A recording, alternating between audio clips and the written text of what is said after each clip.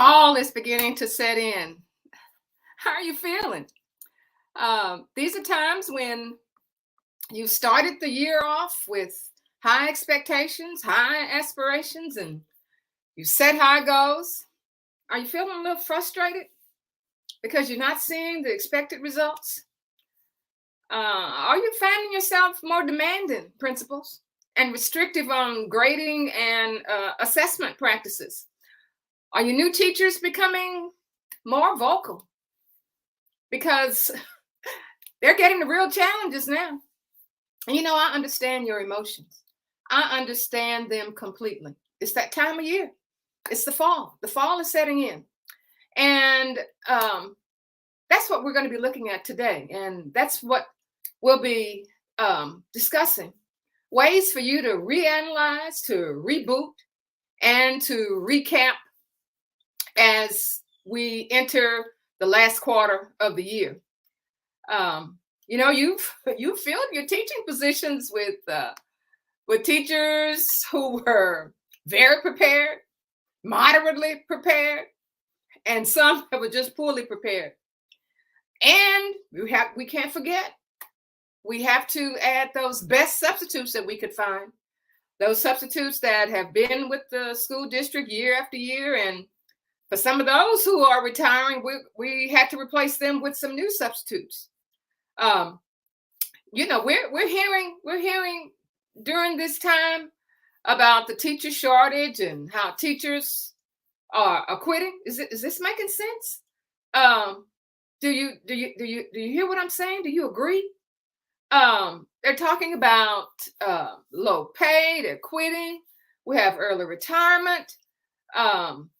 You have high expectations, and don't forget the teacher sainthood. And you know what I mean by teacher sainthood. Oh, that was the best teacher in the world. Oh, I will never forget my third grade teacher. Oh, I will never forget my senior English 4 teacher. But it's our job right now, principals, to get a pulse. We know all of these things are going on, but fall is here, and it's time to get a pulse now. It's time for you to get your school community together. It's time for you to come and to see ways for you to reestablish some non-traditional thinking, create a culture of community, and to celebrate your successes. So what we're going to be looking at this morning are ways for you to reboot your school for the fall. Does this make sense? Do you feel what I feel? Now, my name is Barbara Polk, and I was assigned to one of the lowest performing schools in my district. And it was also one of the lowest performing schools in my state. We had the opportunity to turn that school around, but we had to learn that after several years of success after success after success, that when the fall came, we had to reboot. We had to look at where we were. Your teachers come in at the beginning of the school year. You as a principal, y'all have all your rah-rahs and you set your expectations, and then here come the students. And everything is just working fine. Usually that first reporting period, is a breeze. Everybody's passing. And then the fall hits. The fall hits and the challenges come. The challenges come with the fall. Do you agree? Do you understand what I'm saying? Are you feeling what I'm feeling? So what we're going to be looking at today is how we deal with that. But anyway, I want to take this time to let you know that we are going to have our masterclass, how to sustain your school success. And for those of you who did not sustain success, or you did not meet the goal that you planned to meet at last year, we're going to be looking at ways, and we'll be going to show you how you can sustain your school success. And for those of you who didn't get your school success, what you need to do in order to get that to where you want it to be, where your school will be considered a hallelujah success story. So let's get into the ways that and the strategies for you to use in order for you to reboot your school for the fall. The first thing is that let's recognize principals. Some of you are frustrated right now. You've seen your first curriculum-based assessment results, or you have looked at some report cards and results, and things are just not where they need to be. So you have some concerns. And when you get frustrated and when you have concerns, you become a little demanding, a little restrictive on your grading and your assessments. And guess what? Your teachers are feeling the same way. So they are saying to you that, you know, these children are not doing this. I'm not getting this support from parents. By the time I get this particular standard taught, I've received directions to change the way I'm teaching. They're being, you know, feeling the demands right now. So what we need to do, one of the ways, is to meet with them in an environment where there is support for what they are experiencing, in an environment where it's not going to be a checkoff, in a relaxed environment where they can feel secure to explain what they feel are their experiences. You know, as principals, you know, we have unreal expectations as well. And we tend to push that down to our teachers. And this is the time for us to do our check. We need to hear this from our teachers. We need to let our teachers elaborate on their challenges. Now, how are you going to do that? You can do that by department. You don't have to do that in a big faculty meeting. You can do that if you're in a small environment. You can do that one-on-one. But you need to hear from your teachers at this point.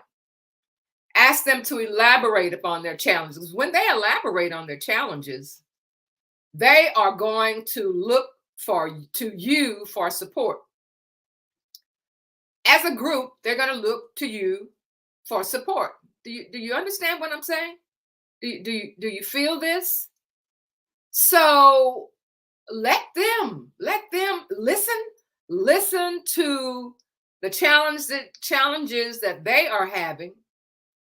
And as a group, you let them come up with strategies for improvement.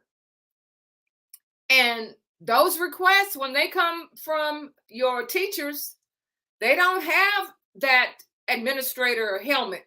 They don't have that administrator weight on their shoulder. They don't feel that.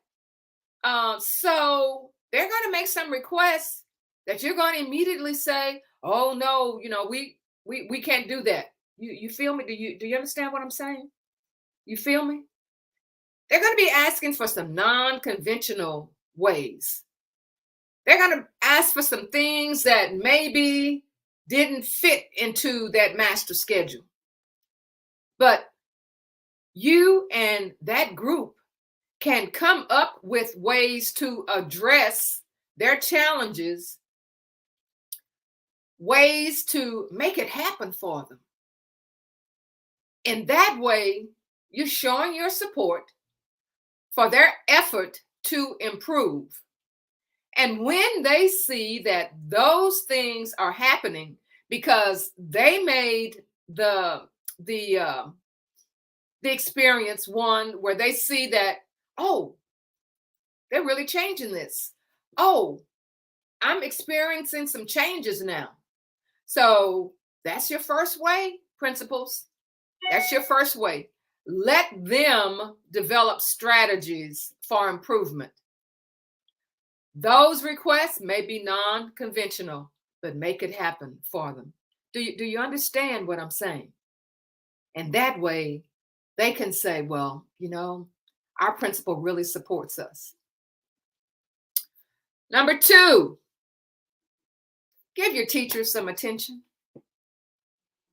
We as husbands, wives, friends, special friends, we like a little attention.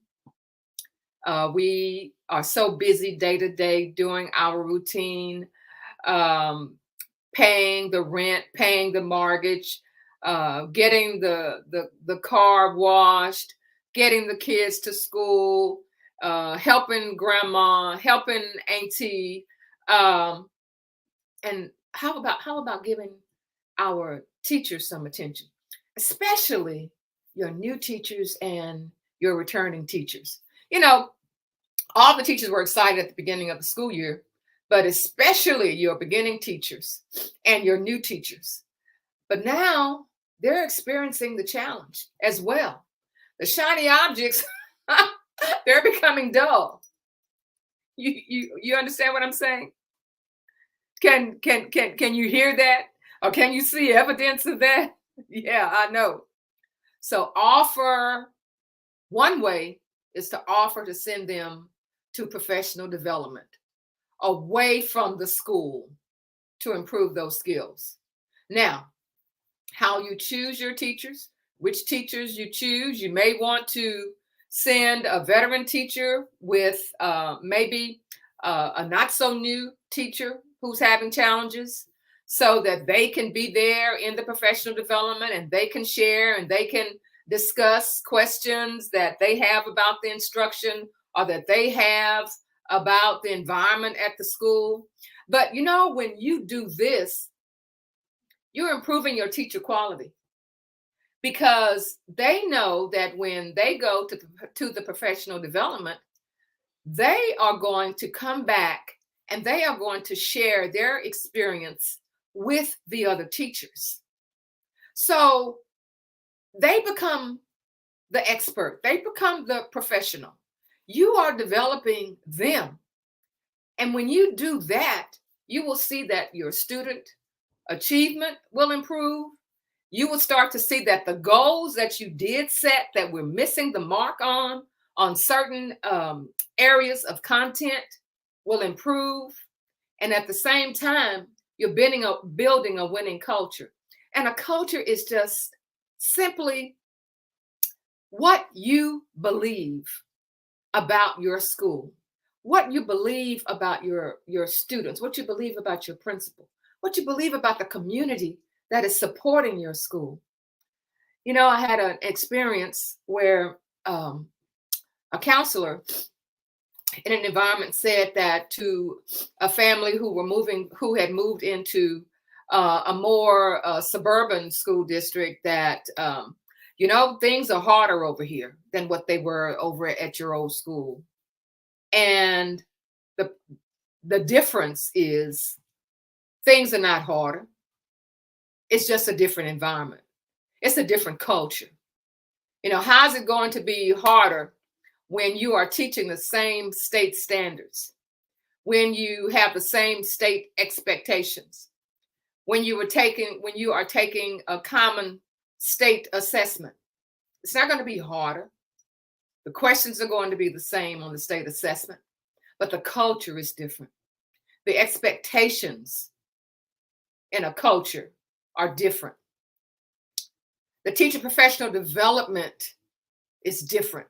Teacher expectations are different.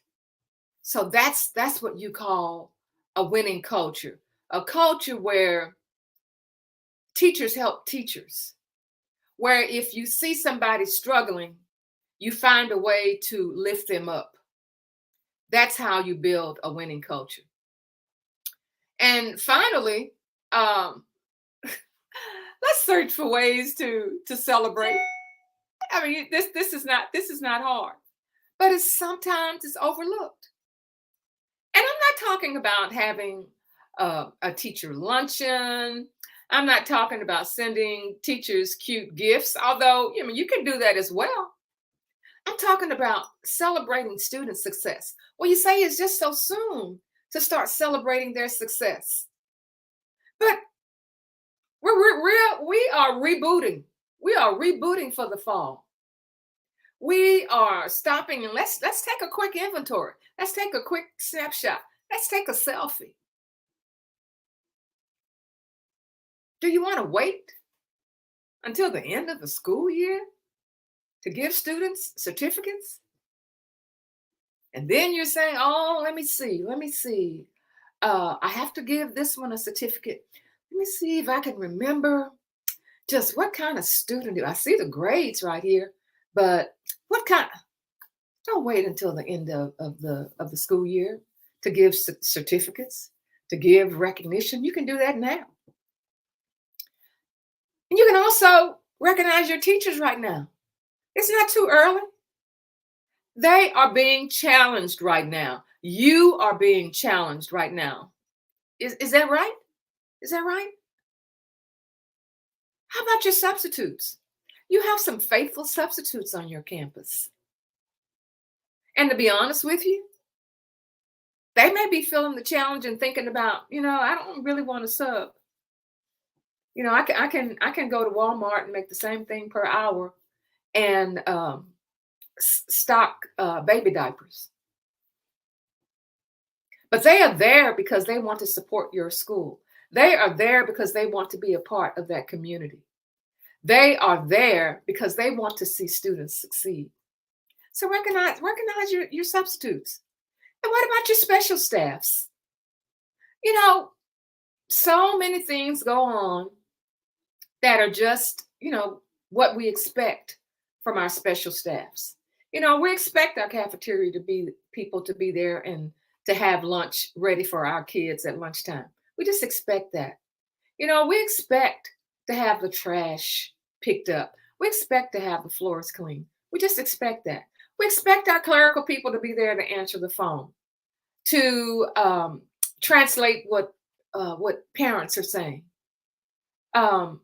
We need to recognize our special staffs, and especially those teachers who are working with our children who are receiving special services.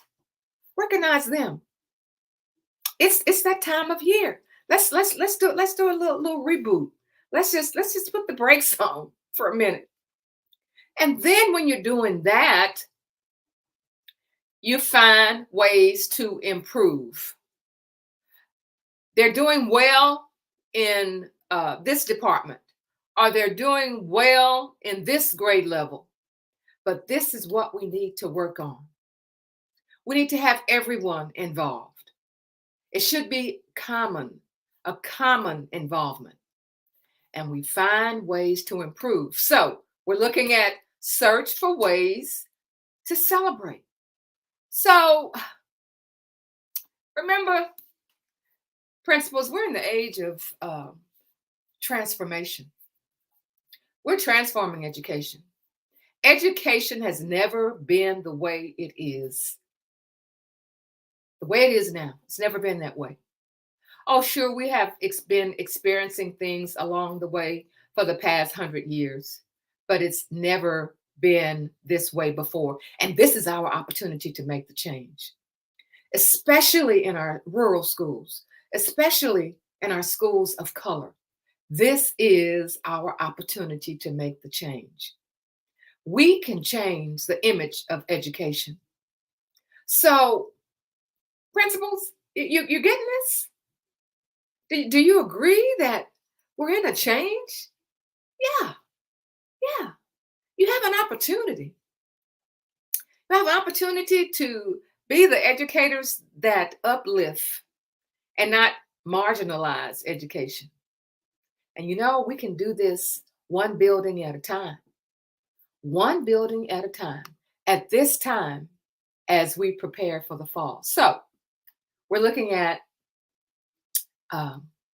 finding ways for you to listen to your teachers, listen to what they are recommending, and give them the support that they need. Give your teachers an opportunity to have professional development. Don't let them get away. Make them better teachers.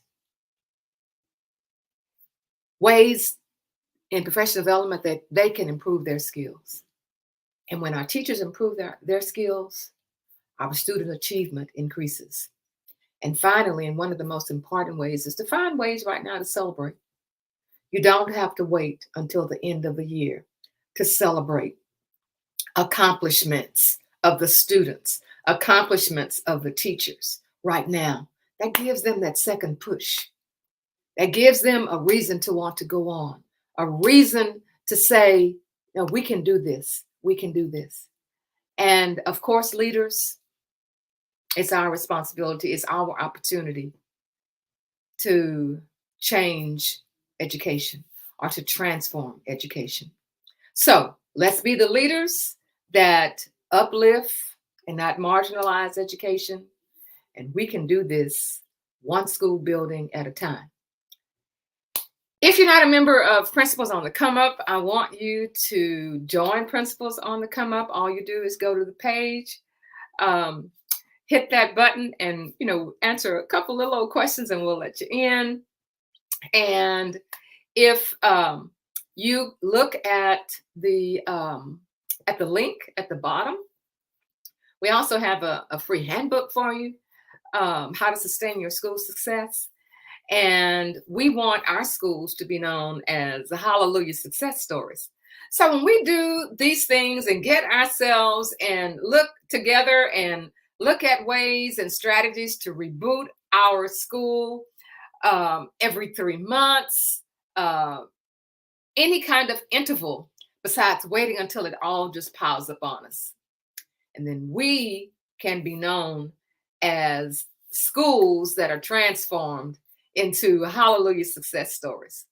We'll see you next time as you join Principles on the Come Up, where we are schools where we celebrate Hallelujah success stories.